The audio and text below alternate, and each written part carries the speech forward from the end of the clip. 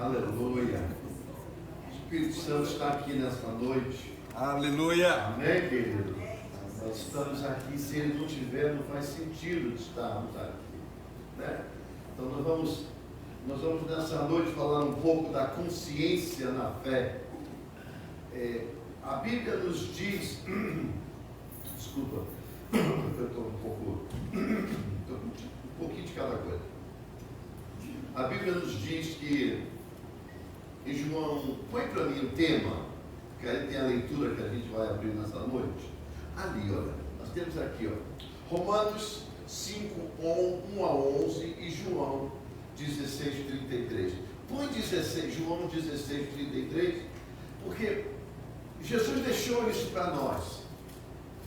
Essa frase, esse versículo, a gente precisa entender um pouco essa receita de João 16, 33. A gente precisa aprender, porque é muito vago a gente chegar e ler o que João 16, 33 diz assim. A gente menciona muito isso, mas como pode ser uma coisa dessa? Baseado em que?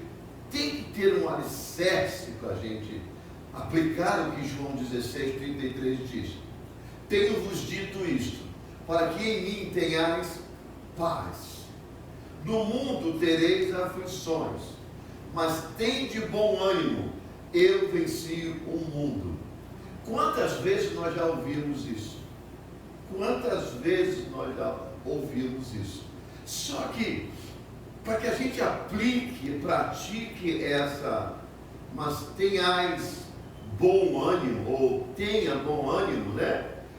Tende bom ânimo, a gente precisa estar galgado em alguma coisa, porque não dá para tirar ânimo em situações em que a gente não vê resultado.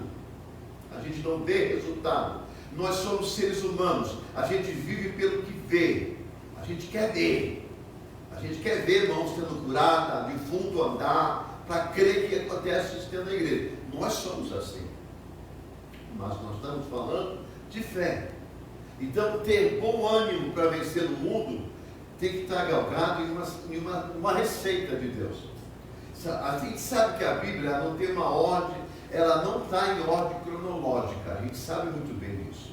Ela foi, o canon, o funil foi feito, a escolha foi feita e foi colocada. Primeiramente, a gente sabe que o primeiro livro da Bíblia não é Gênesis. Não é Gênesis. Foi colocado porque Gênesis fala da formação. Mas nós sabemos que não é. É Jó. A gente aprende que o primeiro livro que foi escrito foi o livro de Jó. Mas, quando entrou no cânon, ele veio e colocou Gênesis para que possa ter princípio, meio e fim. Aliás, que fim não tem a Bíblia, né? Não tem a Bíblia. A Bíblia não tem fim. Então, vai continuar. Nós estamos escrevendo o livro de Atos hoje em dia. Nós somos a igreja viva hoje em dia. Nós não lemos a história das igrejas, mas nós somos agora, nós estamos escrevendo a história agora. Para quê? Para os seus filhos. Né? Para os filhos dos seus filhos. Isso é se Jesus não voltar antes disso, né? Então nós estamos vivendo a igreja agora e escrevendo a igreja agora. Mas como Jesus falou com João sobre essas frases, esse versículo, para que o povo pudesse saber e ouvir e ter consciência, para nós também ele falou. Então nós vamos entender isso um pouquinho lá no livro de Romanos. Lógico que na Bíblia, Romanos vem bem depois do que os evangelhos, né? Bem depois. A igreja já sendo formada, já formada por Paulo, mas aos Romanos, que é o best-seller da Bíblia, que fala quase tudo, justificação, salvação, enfim, libertação, tudo Romanos trabalha nesse sentido. A gente vai entender muito bem o que é isso, o que é baseado em que nós temos que ter bom ânimo. Então vamos lá, Romanos 5, versículo 1 ao versículo 11, e aí nós vamos trabalhar. Guarde bem João 16, 33, para entender, você precisa aplicar em Romanos 5, 1 ao 11. Vamos lá, Romanos 5 ao 11. Diz assim: tendo sido, pois, isso Paulo escrevendo aos romanos, e para nós.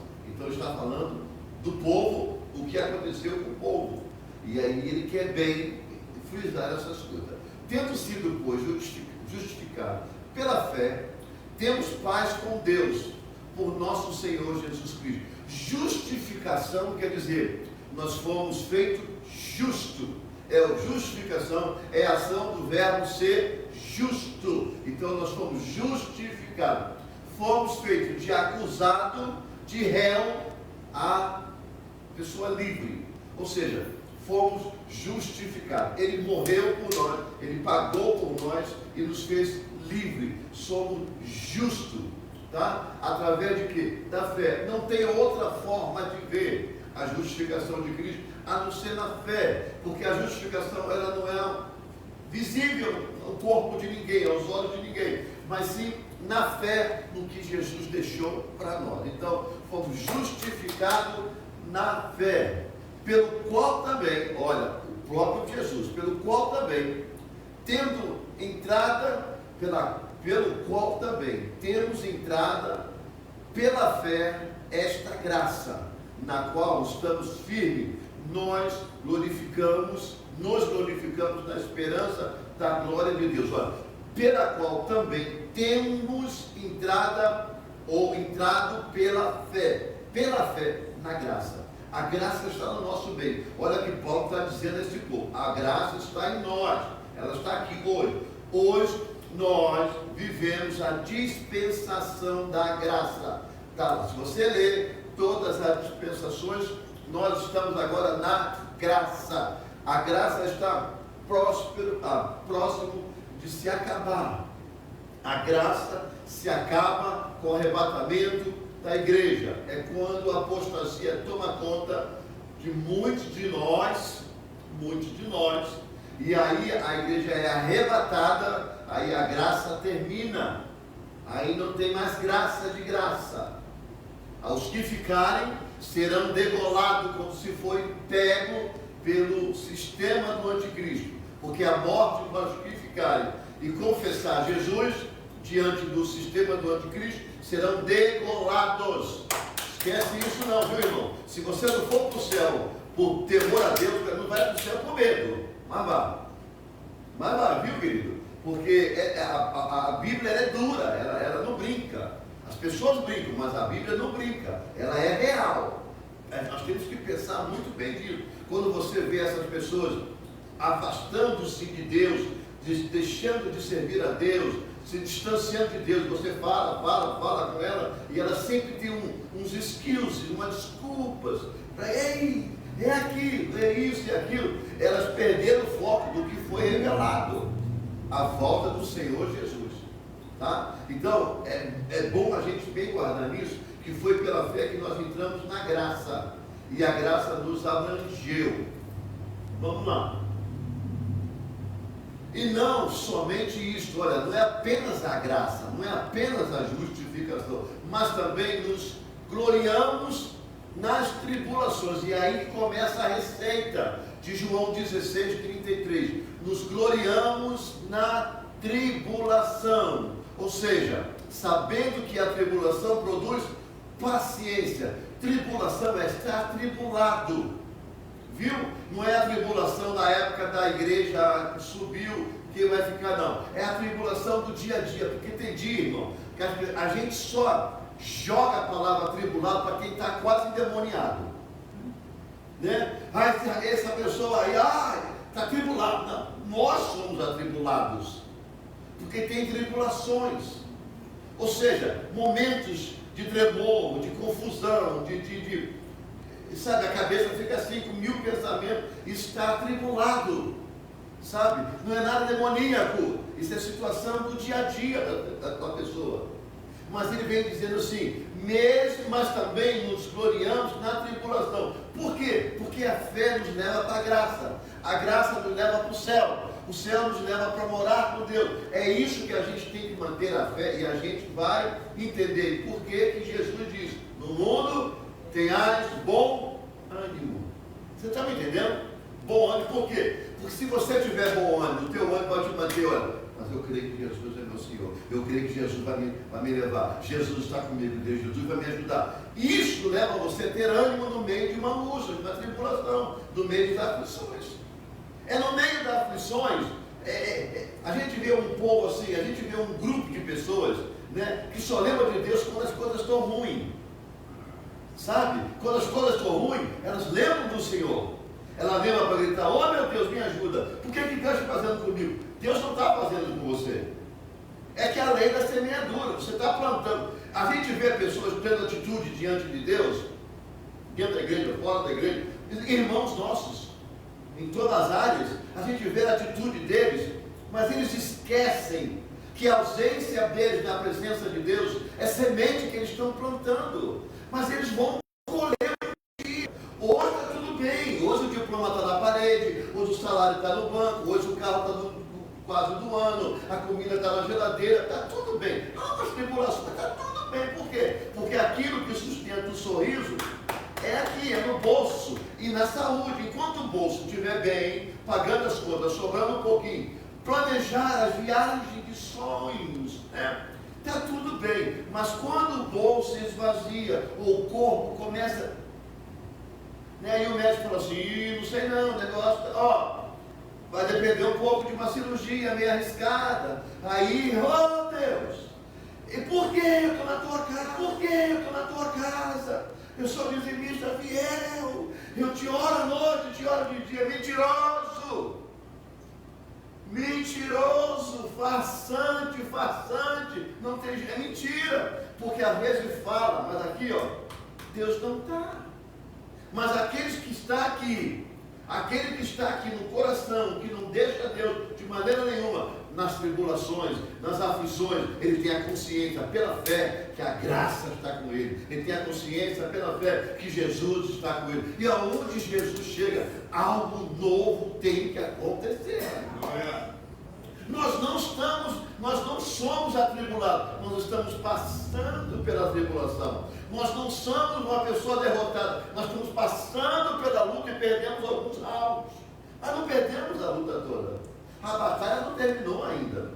Por quê? Porque nós somos justificados, vivemos pela fé, e a fé nos traz o quê? A fé nos traz paciência. Você está entendendo por que João 16:33 diz: no mundo terei bom ânimo, porque eu venci o mundo? Por causa disso. Isso é a receita do bolo de Jesus para nós. Aí ele vai no seguinte, olha lá: produz a tribulação, produz a paciência. A paciência, a esperança. A experiência, desculpa. A paciência nos traz a experiência. Por quê? Porque é no meio das lutas que a gente vai adquirindo. Irmãos, não tem outra forma de você adquirir uma experiência se você não passar pela situação. Quantos aqui fizeram autoescola ou prova na moto veículo pelo menos 2 vezes? Teste. Na segunda você já foi com experiência. Na segunda você já foi até decorando a quem errou. Porque a que você acertou não precisa nem decorar. Você já sabe. O que é isso? Experiência. Porque errou na primeira. Tem gente que vai 3 vezes. Tem gente que vai 4 vezes. Vão errando. Mas daqui a pouco ela decora o questionário todo. Só em erros. Na última vez ela vai errar. Não tem como não acertar. Já decorou tudo. Mas o que é isso? Experiência. Experiência. Aí quando a experiência entra nela, a esperança surge. Olha lá, a paciência traz a experiência e a experiência traz a esperança. Aí vem aquela parte da Bíblia que diz: esperei com paciência no Senhor, e Ele me ouviu. É experiência. A gente sabe que não vai. Olha, irmão, tem situações na nossa vida que a gente chega no buraco, no fundo do buraco. No fundo do buraco. Mas depois do fundo do buraco já não tem mais para onde ir. A tendência é só subir, porque para baixo não vai mais. Agora, só que para subir só tem um que é especialista em tirar a gente do buraco. Chama-se Jesus de Nazaré. Primeiro, ele, às vezes, por teimosia, por essas coisas que vão surgindo na nossa vida, a gente vai achando que nós estamos I am more I am, eu sou mais eu. Sabe? É ruim a gente conversar com pessoa que ela se acha autossuficiente e dona da verdade. Tem umas pessoas que tudo que é dela é certo. Você vai falar de igreja, ela vem cheia de história, que ela tem a certeza e ela é correta. O resto é tudo errado. Aí o que acontece? Deus deixa, Jesus permite. Aí quando chega no fundo do bolso, onde não tem mais para onde ir, ali começa o clamor de quem está necessitado. Ali começa a ânsia, a angústia, a aflição de quem depende de Deus. Ali acaba tudo. Ali, enquanto a vida, acaba o orgulho, ali acaba a soberba, ali acaba o nariz empinado, ali acaba os cursos, ali acaba as faculdades, ali acaba os empregos milionários, ali acaba tudo. Tudo acaba, porque não tem ninguém para tirar. Porque, meu irmão, aquilo que a gente considera hoje um bom lugar para viver, uns bons amigos, quando Deus pesa a mão, ninguém é capaz de levar ou tirar você do buraco. Ninguém, a não ser o próprio Deus. Todo mundo desaparece quando você precisa. São poucos os que retornam. E olha que não retorna uma vez, depois não retorna mais. Mas esse não. Esse Jesus não. Ele é o único que vai nos buscar. E não só busca, nos tira do buraco, nos limpa, nos faz uma nova criatura. Porque aonde Jesus chega, algo novo tem que acontecer. No buraco a gente não fica. Você pode dizer amém? Amém. Não fica. A experiência traz a esperança. Olha que ele vai dizendo mais. Porque Cristo, estando nós ainda fracos, morreu ao seu tempo pelos ímpios. Epa, peraí, vamos parar aqui. Peraí, ainda quando nós éramos errantes, ainda quando nós éramos tortos, ainda quando nós éramos soberbos, ainda quando a gente era, enfim, o dono da miséria do pecado, ainda quando a gente andava pelos caminhos errantes da vida, fazendo aquilo que a alma gostaria que fizesse, na carne pura, foi aí que Jesus morreu por nós. Foi aí que ele morreu por nós. Foi aí que ele morreu, por amor. É por isso que João 3,16 diz: e Deus amou o mundo de tal maneira que deu o seu Filho unigênito, para todo aquele que nele crê, não pereça, mas tenha vida eterna. Ainda no meio do nosso pecado, deu a vida por nós. Mas é baseado nisso, no tempo que a gente andava errado, por ignorância, que nós temos que manter a nossa consciência, a gente tem que manter o nosso ânimo, porque saber que quando nós éramos errados, Jesus morreu por nós. Imagine agora que a gente está na vida com Jesus. Imagine agora que a gente está no caminho com Jesus. Imagine agora que a gente vive em Jesus. Porque Paulo diz: olha, o meu prazer é morrer, que Cristo vive em mim. Já estou crucificado. Não tem jeito. Cristo vive em mim. Que morra a minha carne, que morra o meu ego, que morra o meu eu, a minha soberba, mas que apareça Cristo. É isso que a gente precisa entender, irmão. É isso que sufoca aqueles que não querem ouvir Deus. É isso que sufoca aqueles que não querem estar na presença de Deus. É isso que sufoca aqueles que inventam muita desculpa para estar na casa de Deus. Isso sufoca. Sufoca por quê? Porque eles querem estar aonde a carne quer estar. Não é pecado de sexo, irmão. É pecado de desejo, de vontade, de poder ir aqui, para lá, curtir isso, curtir aquilo. Ei, querem curtir a vida quando pode, querem curtir a vida quando quer, mas esquecem de botar Jesus nessa curtida, porque é melhor curtir com Jesus do que sem Jesus. Porque vai ter um dia que essa curtida morre, essa curtida para, essa curtida não vai a lugar nenhum, e só resta Jesus para nossas vidas. Tem gente que não serve a Jesus porque acha que tem que escolher um lugar bom para servir a Jesus. Eu queria ver se muita gente de hoje, se a gente voltasse ao tempo antigo, de dormir no relento, de dormir no chão, dormir em cabana, sabe, viver daquilo que realmente Deus dá para plano. Eu queria ver aonde esse povo ia viver. O que esse povo não ia servir a Deus. Se a gente voltar no tempo antigo, a igreja acaba, irmão. Poucos permanecem na presença de Deus. Poucos. Porque mesmo Deus dando, eles não querem estar na presença de Deus. Mesmo Deus abençoando, eles não querem, têm preguiça. Tem desânimo. Inventam desculpas. São vergonhosos. Por quê? Porque quando chega na aflição se perde. Porque o Deus que aguarda, o Deus que cuida, o Deus que dá esperança, o Deus que dá graça, eles estão devendo. Aí depois, eu reconheço que eu me distanciei. Reconhece. Só que tem uma coisa, Deus vai te perdoar. Amém. Mas o amor de Deus não apaga a lei de Deus. Ei, deixa eu dizer para você, o amor de Deus para com você não apaga.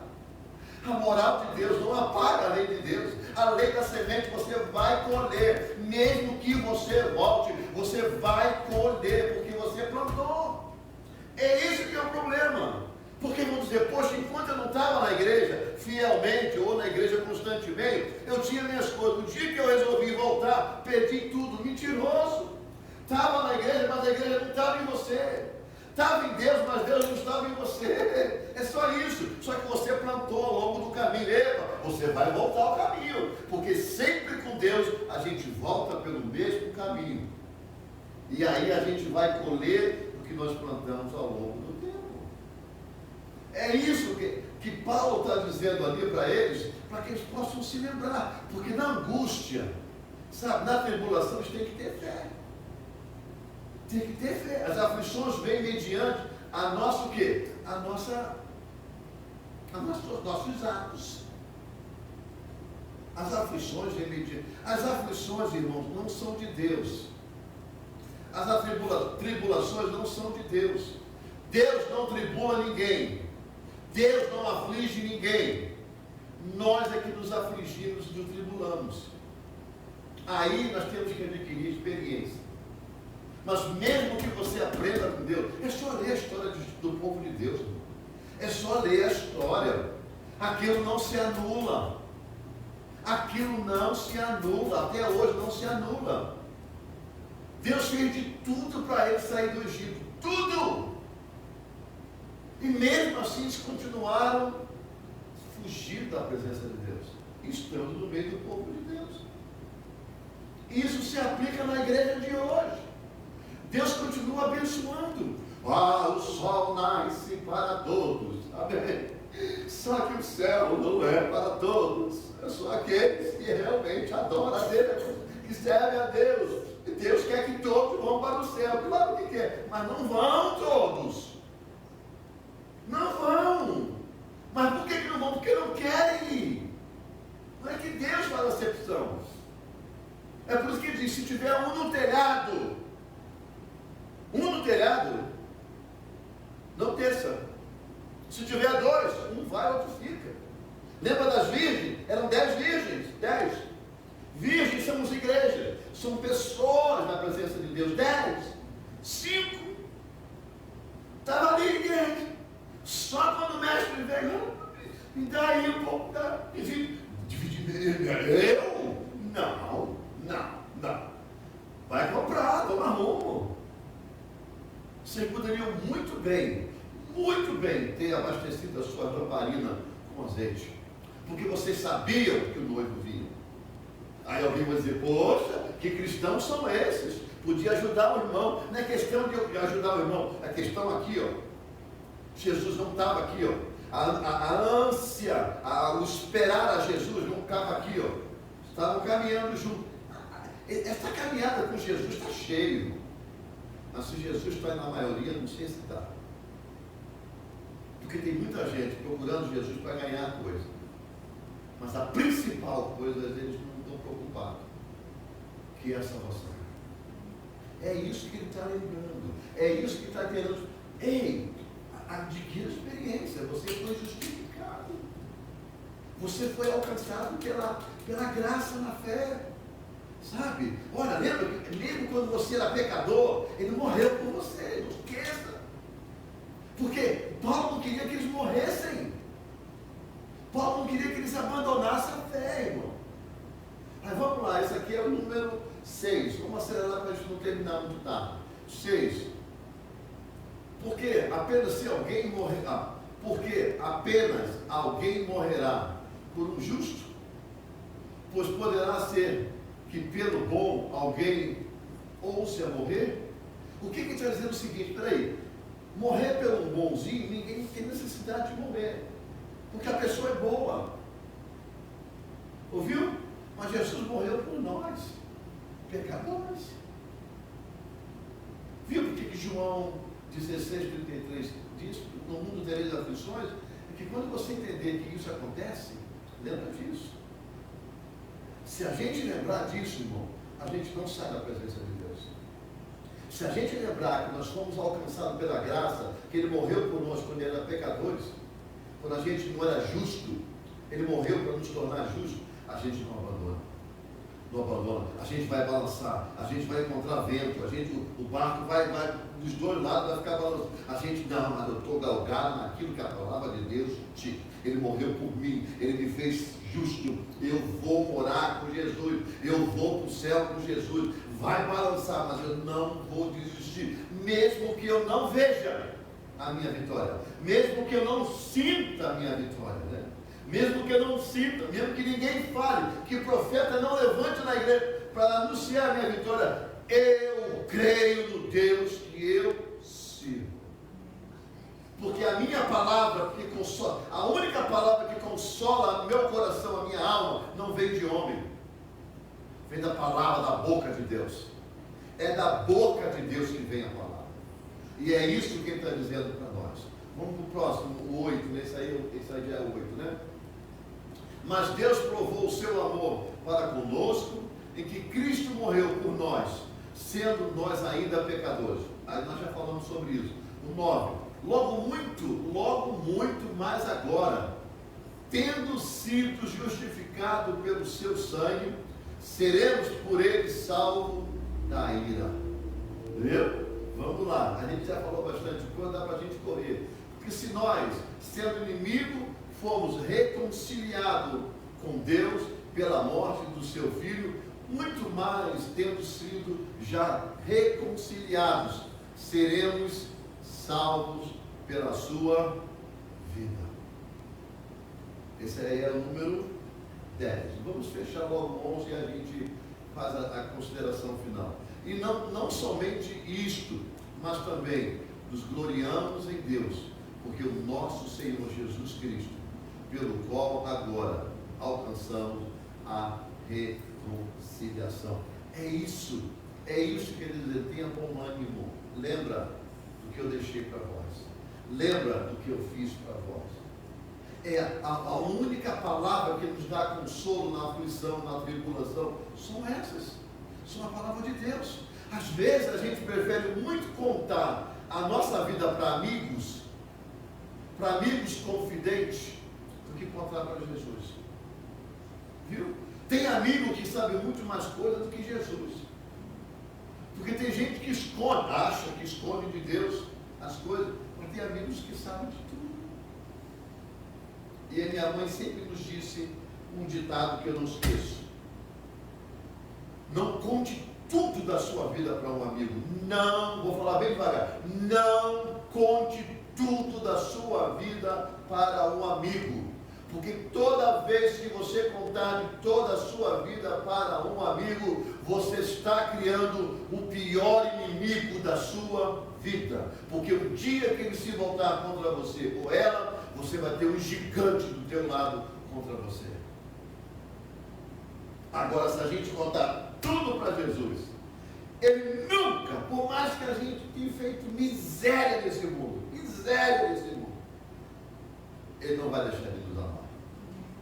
Ele não vai deixar de nos amar. E tem uma coisa, e se a gente se arrepender de tudo que nós fizemos, ele vai nos perdoar. Vamos passar pelo processo da colheita, mas o perdão de Deus nós temos. E olhe lá, que por amor, Ele nos ajudar a passar pela colheita de tudo aquilo que a gente plantou. Porque Ele diz, no mundo tereis aflições, mas tende bom ânimo. As aflições somos nós que criamos, mas Ele nos dá a receita. Ânimo, lembrem do que eu fiz por vocês. E quando eu fiz por vocês, eu não fiz porque vocês estavam na igreja me adorando todo dia de culto. Eu fiz por vocês quando vocês ainda eram pecadores. Agora, o que difere daquele tempo para esse tempo é que agora você conhece que pela graça vocês foram justificados. Irmão, quando nós fazemos parte do grupo da justificação, é porque nós somos já fomos justificados. Em Cristo somos justificados. É só em Cristo. É isso que Ele diz para a gente. Então, toda vez que alguém pregar João 13, 30, é 13 não, esqueci. João 16, 33, lembra de Romanos 5, 1 a 11. Quando você quiser falar com alguém sobre o amor de Deus, escreve isso na sua Bíblia. Quando você for falar para alguém do amor de Deus, abra o livro de Romanos, capítulo de número 5. Leia todo. Você vai ter argumento suficiente, porque às vezes a gente se enrola. Sabe, a pessoa aí vai para João 6. Não é só isso. Isso é muito aberto. Sabe, João 6:33, 3:16. Que Deus amou o mundo. Então, não vá só aí não. Abra Romanos. Não que você não possa. Isso aí é para você e para mim que entende. Ou para alguém que entende. Para quem não entende? Romanos. Abra Romanos. É muita vida de hoje em dia. Se você abrir Romanos 5, você vai ter substância para falar de mais de Jesus. Porque fala quando as pessoas eram pecadoras. Ele te amou da mesma forma. Aí pronto, você tem bastante argumento para falar com a criatura. O livro de Romanos é maravilha. Leia, releia. Você vai ver muita coisa boa. Quando você for buscar a pregação, abre o livro de Romanos. Quando você escutar alguém pregar Romanos, abre. Vamos pregar junto. Prega junto com a pessoa. Porque é bom a gente aprender sempre. Porque a gente entende a mão do Senhor. A gente entende o que Deus fez por nós. É por isso que nós temos que ter a nossa consciência na fé. Essa é a única forma da gente viver. E eu digo mais para vocês, hein? Está pertinho da gente encontrar Jesus. Jesus está voltando. Escute, poucas pessoas estão falando disso. Poucas pessoas estão falando de pecado. Poucas pessoas estão falando de salvação. Poucas pessoas estão falando que Jesus está voltando. Eles estão falando de tudo. Isso que é o cerne da igreja, eles já não estão falando mais. Estão falando de um monte de coisa. Mas, tenha certeza,